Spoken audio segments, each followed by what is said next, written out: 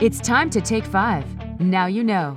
Here in South Florida, we are very fortunate to be able to participate in numerous recreational or adventure sports activities. It is becoming more common that operators are requiring participants to sign pre-injury releases. With us today is attorney Jack Hill of the law firm of Searcy Denney, who will let us know what we need to do when you are asked to sign one of these releases. Welcome, Jack.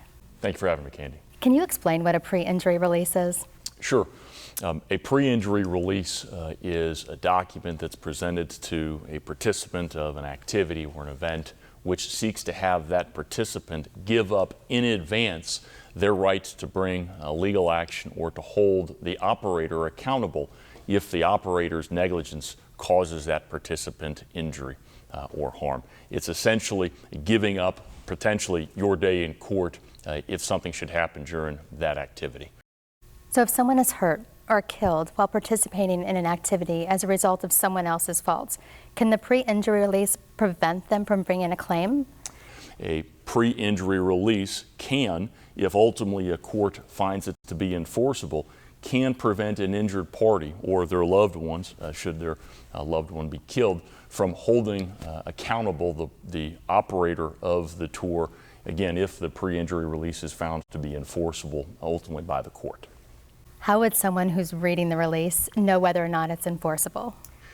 It would be a great deal to ask a consumer to evaluate on the fly whether a particular release is going to be held enforceable or not.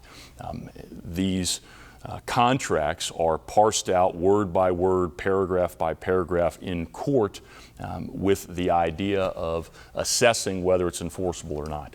So to ask a consumer to make that decision right then when they're being asked to sign it right before they go on the boat or right before they start the activity is a lot to ask. You know, a lot of times we'll have clients who will come to us after their loved one has been hurt or killed, and they'll learn for the first time that there's a pre-injury release that's been signed and potentially what the impacts are of it.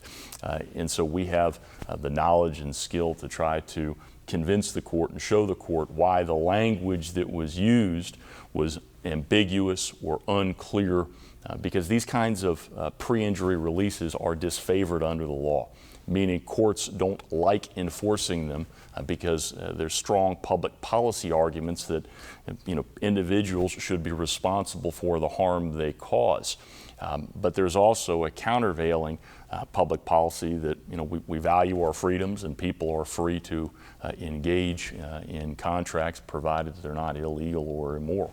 So there's two competing public policies there, but ultimately it's going to be a court's decision about whether they apply. And what if someone signs it without reading it? Yeah, which is typically what happens, as you will know. A consumer will be provided with one of these pre-accident releases and they'll sign it without thinking about it and without reading it as part of a host of packet of information that they're being provided. Unfortunately, that's not going to be generally a defense. The law is going to presume that if you've been provided a document and that you've signed the document, that you've read it and that you've understood it. So you're not going to be able to avoid the responsibility for the terms and conditions of that contract just because you chose, unfortunately, not to read it. So what should someone do if they're presented with a pre-injury release form to sign before participating in any activity? An individual has to make a choice with the knowledge that I may be giving up my right to hold this individual accountable if they don't do their job correctly. And they've got to make an individual choice about whether the participation in this event is worth bearing that risk. But perhaps more importantly, the consumers have power, right? And we have the power of the purse. And if consumers band together and refuse to sign these pre-injury releases, the operators of these activities are going to have to make a decision. Are they going to forego the revenue that they would otherwise achieve because of this person's participation, or are they going to yield to the wishes of the consumer and not require these potentially very, very troubling and damaging contracts to be signed by their customers? Thank you, Jack, for providing our viewers with such helpful information. You're very welcome.